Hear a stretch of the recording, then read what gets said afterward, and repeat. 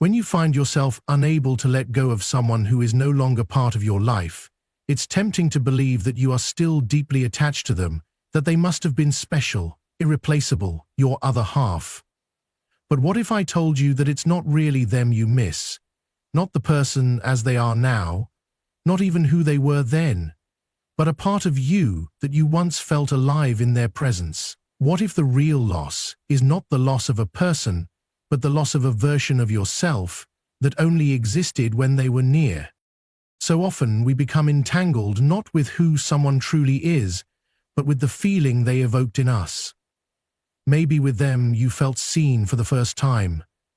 Maybe with them you felt like your laughter mattered, like your softness wasn't a weakness, like your presence was essential.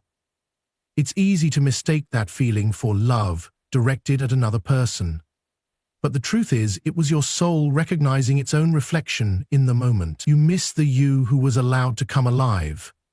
And when they left, or drifted, or could no longer meet you where you needed to be met, it wasn't just them you mourned, it was your own light dimming.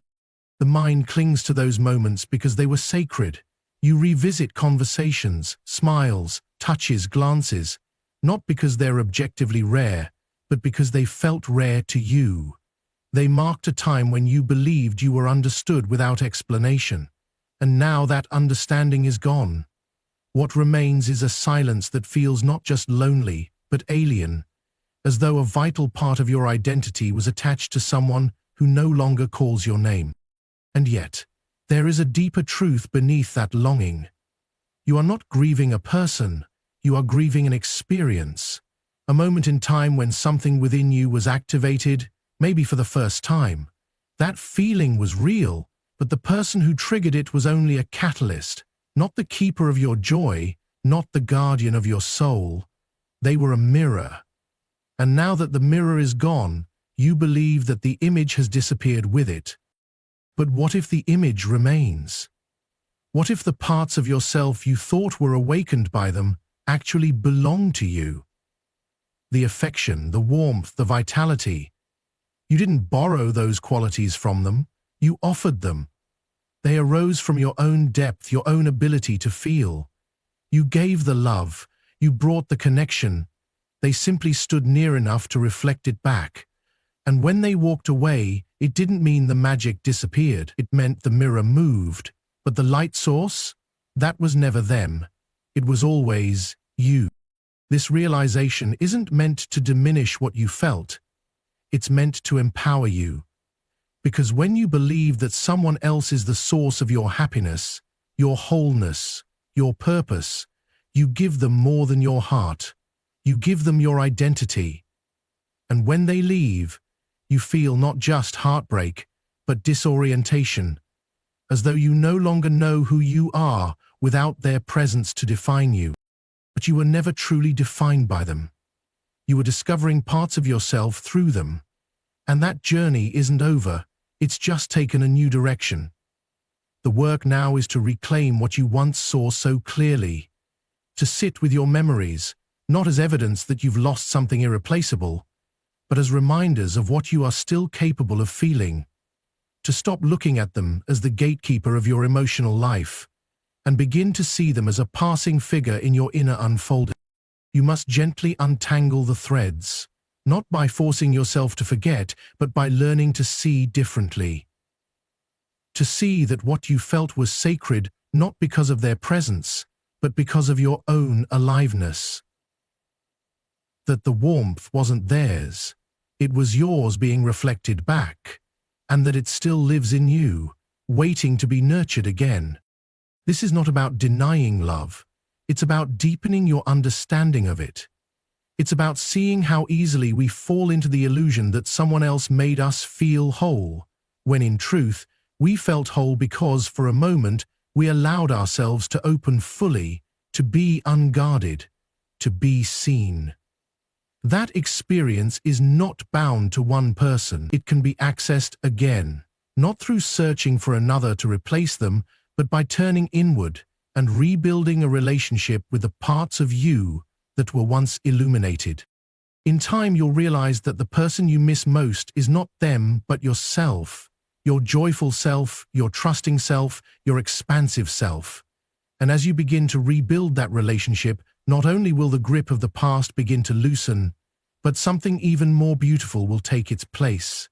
A deep and unwavering love for the self you are still becoming. And that love no one can take from you. We all do it. We sit in silence, turning over memories like pages in a worn-out book, looking for something we missed the first time. We go back to the way they smiled, the way they spoke our name, the subtle gestures that felt like poetry in motion. And then we begin to wonder, what if? What if we'd said one more thing? What if they hadn't walked away?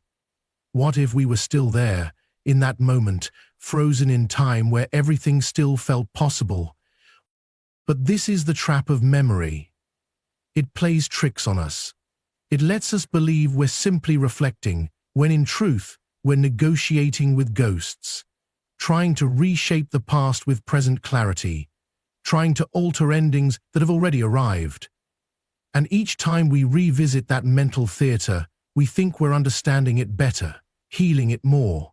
But the mind, when attached to an unresolved story, doesn't search for truth.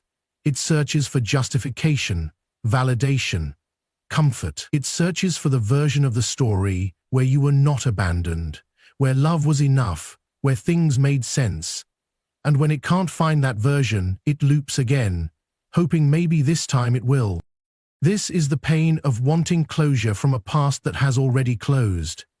We keep the door slightly ajar, not because we expect them to walk back through it, but because part of us doesn't want to admit that it's over, that what happened was final, that the version of them we still hold on to in our mind isn't even who they are anymore, if it ever truly was. And yet, the brain clings.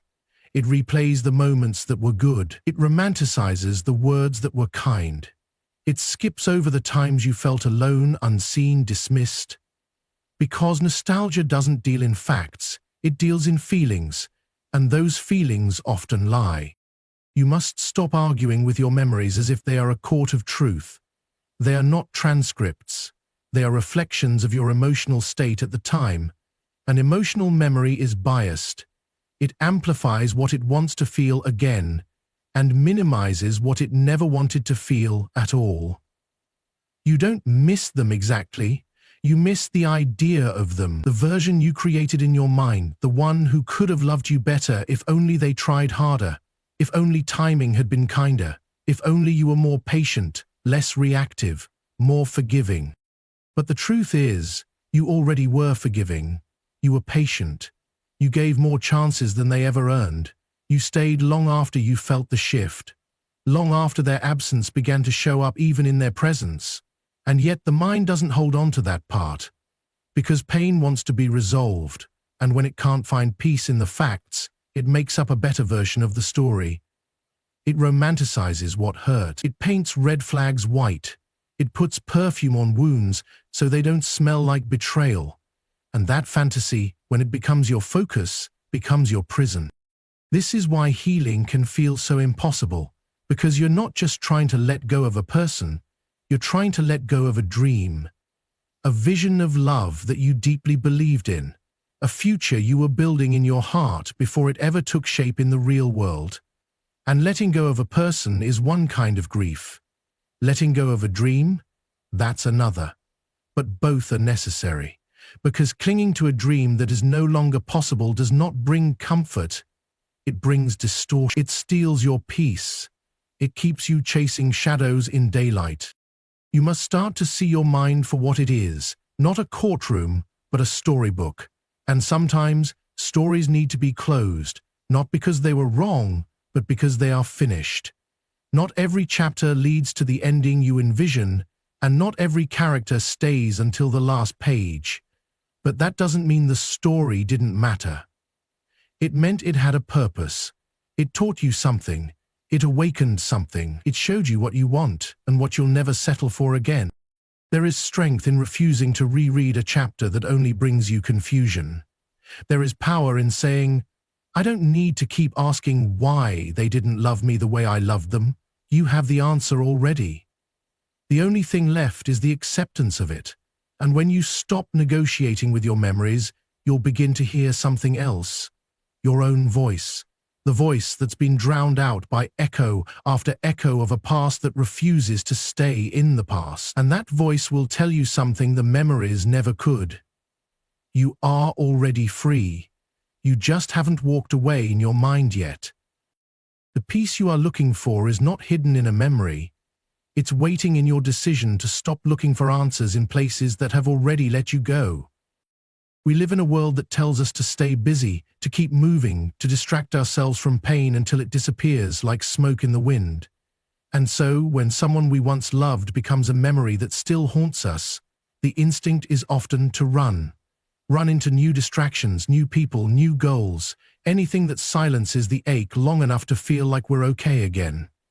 But what if I told you that you cannot outrun grief? That pain has a way of catching up, not to punish you, but to remind you that what you felt was real, and it still lives in you, unprocessed. Most people believe that healing is a race, that if you move fast enough, if you stay productive, if you smile enough times, eventually the sadness will get tired of chasing you and give up. But the truth is, suppressed grief doesn't dissolve, it settles. It hides in your muscles, in your breath, in the pauses between conversations. It leaks out in the silence of your nights, in the dreams you can't explain, in the tears that come without warning when a song reminds you of what you lost. And so I tell you this not as a warning, but as a gentle urging. Stop running. Sit down. Let the pain speak. Let the ache unfold itself in your chest, without needing to contain it or justify it. You do not need to be okay right now. You need to be honest. You need to be present with the version of yourself that still doesn't understand how someone could live when you were still so full of love to give. That part of you is not weak. It is sacred. And it doesn't need to be silenced. It needs to be heard. We often think we'll be consumed by the pain if we look at it too closely. That if we truly allow ourselves to feel, we'll never stop crying, never stop missing them, never stop hurting. But the paradox of grief is this: the more we allow it to move through us, the more it moves out of us. When you suppress, you trap it. When you face it, you free it. The tears you've been holding back are not a sign of failure. They are the body's way of releasing what the heart can no longer hold alone. Let yourself remember without judgment. Let yourself miss them without needing to justify why. Let the memories come and let them go. Feel the sharpness without numbing it, because what you are grieving is not only the person, but the hope, the dreams, the moments that will now never be. And that grief is complex. It will not follow a straight line. It will rise and fall like waves. And sometimes it will pull you under. But even in the drowning, something within you learns how to breathe differently, more deeply, more truthfully. It's okay to sit in your room and feel like the world has stopped. It's okay to cancel plans, to say no to pretending, to admit that you're not over it. Because pretending to be over it doesn't heal you. It only makes the wound quieter, not smaller. And what you silence today will shout tomorrow, often in ways you least expect. So better to give the grief your full attention now, while it's still knocking gently, before it becomes a storm you can no longer contain. You don't have to understand everything to begin healing. You don't need closure from them. You don't need their apology, or an explanation, or even a final conversation. What you need is the courage to feel what you've been avoiding. The courage to sit with the version of yourself that was hurt, and not abandon them the way someone else did. To give that part of you what they never could: presence, patience, compassion. And in that sacred stillness, something shifts. When you stop running, the grief transforms. It no longer feels like a punishment. It begins to feel like a rite of passage, a journey through fire that burns away the illusions, the self-doubt, the clinging. You begin to see clearly, not just who they were, but who you were with them and who you are without them. You begin to reclaim parts of yourself that got lost in the loving, in the leaving. in the longing. So I say to you, don't fear the silence. Don't fear the nights when the emptiness feels unbearable. Those are the moments where truth is born, where clarity rises, where you remember that your heart is not broken beyond repair, it is broken open, and in that opening, more light can come in than ever before. Feel it all. Let it wash through you. Don't rush to fix it. Don't try to fill it. Just be with it. Let your presence be the medicine. Because your presence is more powerful than any distraction, and within that stillness, healing will come. Not all at once, but slowly, surely, like dawn after a long, dark night. And when it does, you'll realize something beautiful. The person you were before the pain may be gone, but the person you've become because of it is wiser, deeper, and more whole than you ever imagined.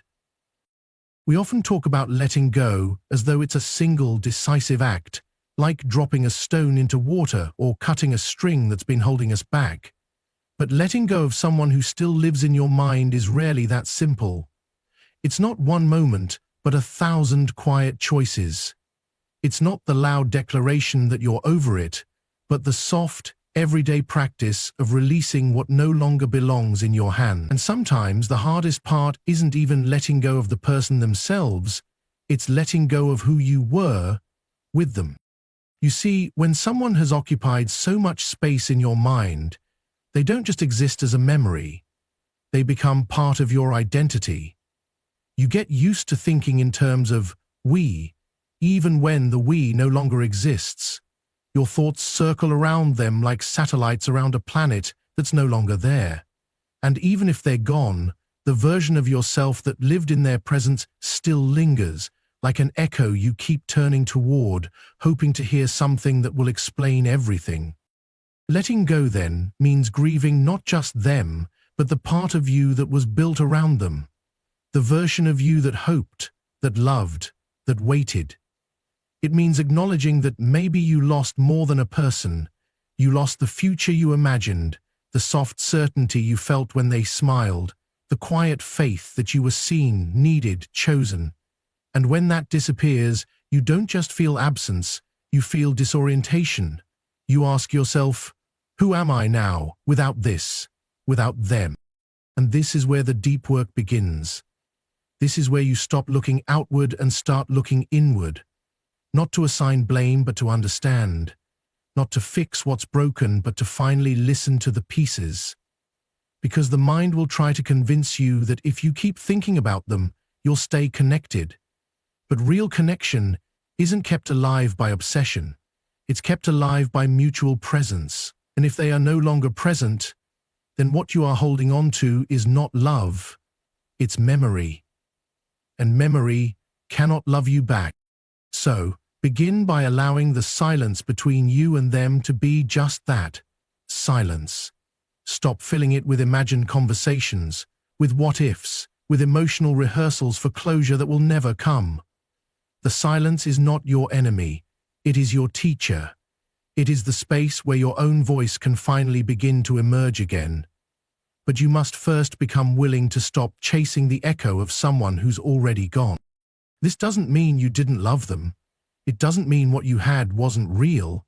It simply means that there comes a time when holding on begins to cost you more than it comforts you.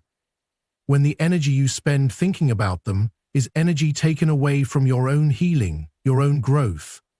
And the truth is, you deserve that energy. You need that energy. Because moving on is not about finding someone else, it's about finding yourself again, in the absence of who you thought you needed. Every time you think of them and choose not to follow the thread of thought, you're letting go a little more. Every time you feel the urge to reach out, to check their page, to send a message, and you choose not to, you're reclaiming a piece of yourself. Letting go is not passive, it is an active, often painful choice to stop feeding the past and start feeding your own future. It's not forgetting, it's remembering yourself more.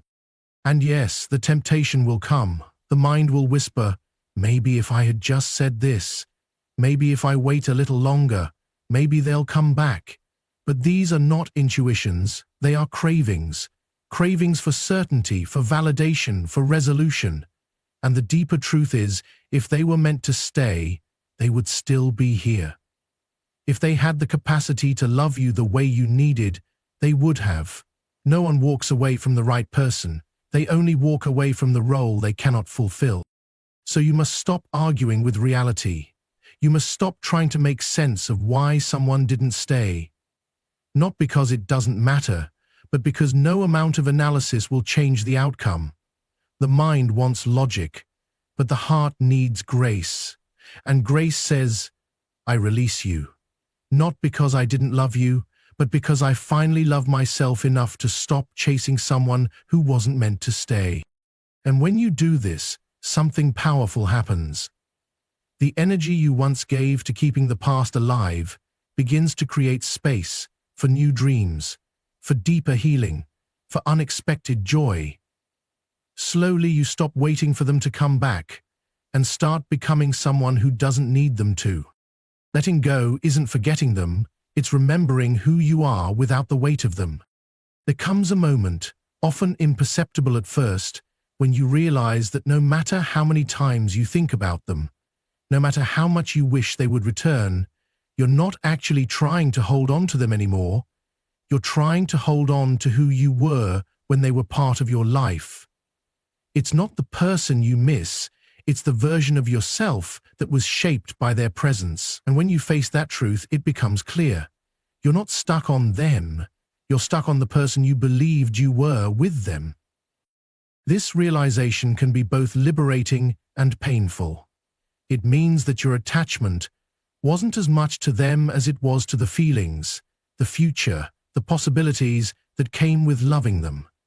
It means that in the absence of their presence, you've been left to face a truth you've been avoiding for so long.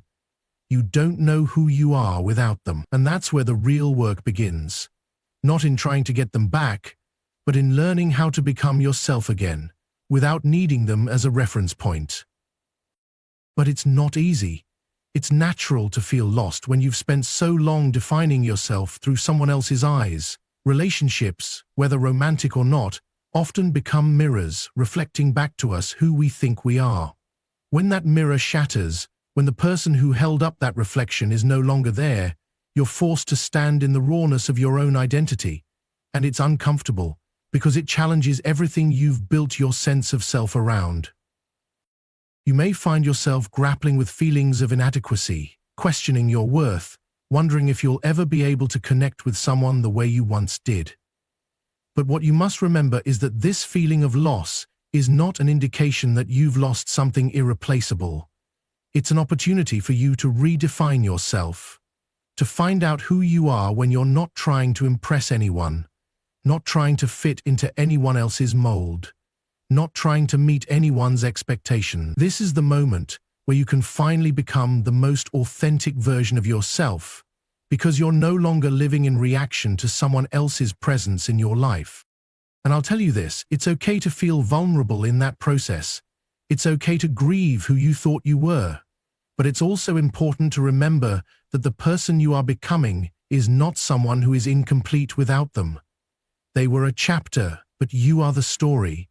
And while it's painful to accept that the story has moved on, it's also the only way to free yourself from the past. The more you cling to what was, the more you prevent yourself from becoming who you're meant to be next. There's a delicate balance between honoring the love you shared and releasing the need for it to define you. You can still treasure what was beautiful in the relationship, but you must also recognize that the space they occupied in your life needs to be filled with your own growth, not their absence. You have to learn how to take up that space for yourself, to fill your own heart and mind with your own dreams, your own desires, your own worth, rather than looking back to see if they will ever come, and validate that for you. What's so beautiful about this moment is that it's not about closing a door forever. It's about choosing to move forward, knowing that what's ahead may be just as rich, just as meaningful, but only if you allow yourself to walk toward it without carrying the past with you. You cannot build a future while your hands are full of yesterday's pain. And I don't mean to imply that this is an easy process. Healing never is. But the deeper you lean into the discomfort of standing alone, the more you'll realize that you were never truly alone.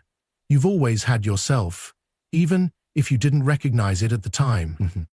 You'll notice, too, that as time passes, the things that once felt like deep wounds will become stories you can tell without the heaviness. One day, you'll find that thinking about them no longer causes your heart to ache. Instead, it will be like recalling any part of your life. Something that happened, something that taught you, something that shaped you. The pain will fade, not because it was forgotten, but because you learned how to live with it, how to honor it, and how to move beyond it. It's crucial to understand that this process of releasing isn't about erasing the love, the memories, or even the lessons learned. It's about rediscovering yourself in the absence of someone else's presence. The love you once gave wasn't wasted. It is part of the fabric of who you are now. And every time you release the grip on the need for them, you free that love to live in a different, healthier space within you. It's okay to look back and miss them, to remember the good times, without feeling like you're falling into a trap of nostalgia. But it's equally important that you don't let those memories rob you of your present. The present is where your power lies. The future is where your potential lies. And the only way to truly step into that future is to stop dragging the past behind you. It's like carrying a bag filled with stones. You can keep holding on, but every step forward gets heavier and the road becomes more difficult to navigate. The only way to lighten your load is to let go of what doesn't serve you anymore. As you step forward, step into the realization that your life is not a series of chapters based on others, but a journey that is uniquely yours. The love you gave will never disappear. It will always be with you in the form of wisdom, strength, and the ability to love again in new ways. But you have to make space for that love to grow by first allowing yourself to heal from the love that's already passed. Let go of the need for their return and give yourself the gift of moving forward. The future is waiting. Sometimes, in the quiet moments when you are alone with your thoughts, you might realize something powerful. Even if the person you miss were to come back, they would never be able to offer you what you truly need now. What you need now is not another chance, not another reunion, not the same love you once shared, but a new relationship with yourself. This is one of the most difficult things to face because for so long you believed that the key to your happiness or healing rested in them. But the truth is, you are the one who holds that key. You've always had it. The moment you realize that, everything shifts. For so long you may have thought that healing meant reuniting, that moving on meant them coming back to you. But now, as you stand on the other side of this pain, you begin to understand that the healing wasn't ever about them. It was about you. It wasn't about waiting for their return to validate your worth or to show you that love is possible. It was about finding your own worth, realizing your own strength, and understanding that love isn't something someone can give you. It's something you must give to yourself first. You see, there's a subtle but essential truth that people often overlook. When we're so focused on getting over someone, on releasing the emotional grip they've had on us, we forget that we can't simply erase them from our minds. The goal isn't to erase them, it's to make peace with their absence.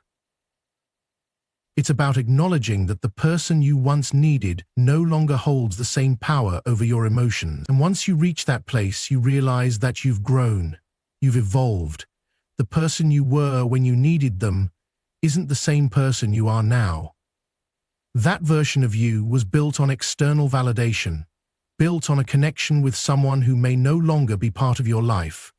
But the version of you that stands here today is built on a deeper sense of self, a self that's no longer dependent on their presence to feel complete. When you begin to see this truth, you start to see them in a different light, not as the center of your universe, but as a part of your past. They become a piece of your history, not your future. This shift isn't about dismissing what you shared, It's about honoring it for what it was and letting it rest in its rightful place. You don't need to keep them alive in your heart because you've learned how to keep yourself alive in your heart. And in doing so, you free yourself from the illusion that they are the missing piece to your happiness. The missing piece has always been within you.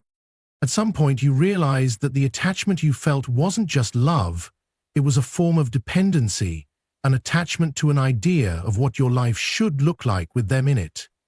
You see, when someone becomes such an important part of your life, you begin to weave them into your identity. You imagine a future with them, you see yourself through their eyes, and you start to define your worth in relation to them. And when that person is no longer there, you're forced to ask yourself, who am I now? This is where the real work begins. Not in focusing on how to get them back, but in focusing on who you are when the image of we no longer exists. Now, here's the key. This process of rediscovery isn't about searching for a new version of yourself. It's about unearthing the version of yourself that's always been there, the version that didn't need to be defined by someone else's love or presence. It's about reclaiming the parts of you that were waiting to be explored, to be nurtured, to be seen for who you truly are, without the filter of your relationship with them. It's about breaking free from the confines of who you thought you were and opening yourself up to the possibility of becoming who you are meant to be. There's a profound freedom in this realization. It means you don't have to wait for someone else to tell you that you're worthy of love. You don't have to wait for someone else to heal you or to show you the way forward. You have everything you need within you to begin moving forward on your own. And as you begin to explore this new space, this new sense of self, you realize that the love you once thought you needed from them was never the love that would truly heal you. The love you need now is the love you give yourself. It's the gentle acceptance of your own heart, the quiet recognition that you are enough as you are. The journey of getting over someone, then, becomes less about forgetting them and more about remembering yourself. It's not about erasing the memories or pretending the pain didn't exist. It's about making peace with the fact that the chapter has closed and it's time to move forward, on your own terms. It's about releasing the grip that they once held on your heart and placing that heart back in the hands that truly understand it, your own. In this process, you'll begin to notice something remarkable. The more you focus on rebuilding your relationship with yourself, the less power their absence holds over you. You no longer need their approval to feel whole. You no longer need their presence to feel loved. You begin to realize that the love you've been seeking was always within you. It wasn't in them, it was in the way you can care for your own heart, in the way you can find peace in your own company, and in the way you can create a future where you are the most important person in your life. It's not an easy journey, it's not a fast journey, but it is a necessary one. And the moment you begin to understand that the person you were before, the one who clung to their memory, is no longer the person you have to be,